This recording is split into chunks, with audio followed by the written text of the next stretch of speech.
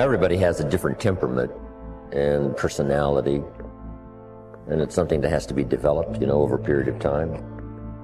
We all must deal with that dark side of our nature, the positive side of our nature, and it isn't that it ever gets done or finished, but that we should suppress those things that would cause us trouble, not only within ourselves, but cause us trouble with someone else. You're not aware of that conflict going on, because conscious attention doesn't need ordinarily to focus upon it. And so you don't get involved, and you're not anxious about what party is winning and what party is losing. They're keeping up a kind of balance. It's a spiritual battle, and it's taken people thousands and thousands of years to figure this out. You can find that and just look inside: inadequacy, weakness, susceptibility to temptation, narcissism, pride, envy, revenge, resentment, frustration, lack of faith, all of that. So we spend a lot of our energy, a lot of our time, a lot of our work and our thoughts on how much stuff can I get, how much can I accumulate. And the problem that comes up with this is that if you believe that you are what you have, if you really believe that, so we have almost like a dilemma. If I am what I have, then when I don't, I'm not. I start to get really terrified. I start to get really scared when I don't have as much stuff as I want to have, or when other people have more stuff. So we spend a lot of our energy comparing ourselves to what other people have. Jump on the positive side of whatever you want. See if you can't help out in this warfare, in this push-shove match. That's the key. That's why the old wise man said, we must learn to love and hate. So underline that. You must learn to love and hate. And the illustration he used was, you must learn to love good and hate evil. But the major key to your and my future, the major key to you and mine being able to put our lives together, to get up and move forward, the major key to creating the next greatest version of ourselves and looking out for our families and improving our lives and our community. The major key is you. It's me. It's all of us. We have to decide that we're going to take responsibility.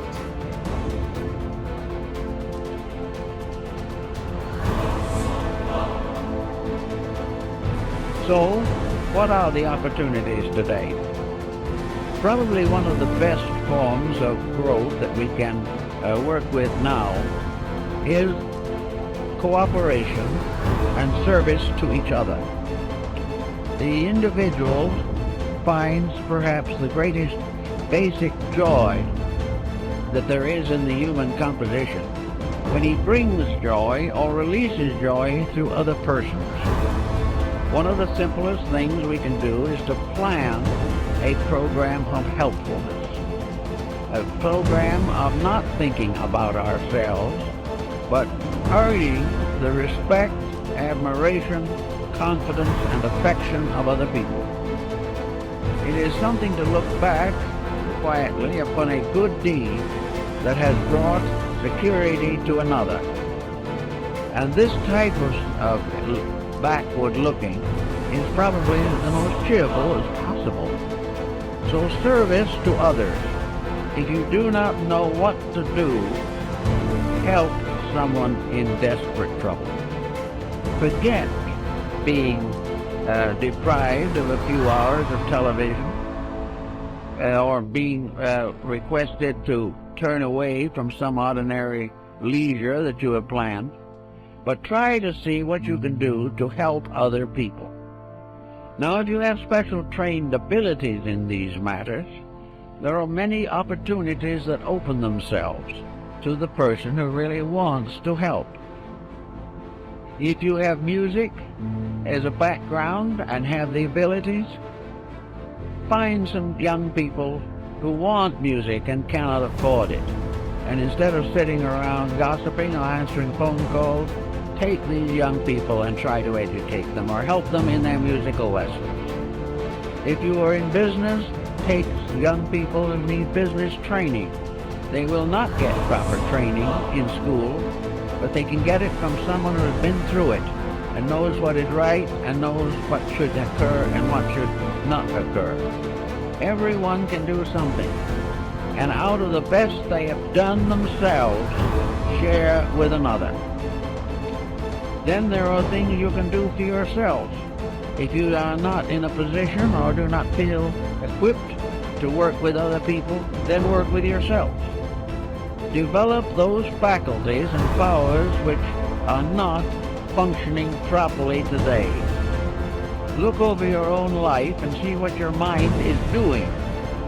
Is your mind growing? Or is it just heaping up one prejudice on top of another? Watch your thoughts and see whether or not you're instinctively criticizing things you do not understand, or have developed powerful prejudices which interfere with justice and judgment. Look over your own nature and then go to work on the problem that you find needs attention. It is not good, however, to try to simply convert yourself. To sit down and say, I shouldn't hold that attitude, is usually not very meaningful. What you really should do if you dislike a certain condition is get into that condition yourself. Move in on it and find out why people think the way they do. Instead of criticizing from some set point within yourself, find out why other people are not more successful in their judgments. I know a number of persons who have simply gone into various walks of life which are not their own in order to find out how other people really live. And it is almost certainly an eye-opener. If you do not wish to go through all this, it then is the best attitude you can have is to believe firmly that every individual is doing the best he can for what he is. And it is always important to try to estimate what he is and help him to become better.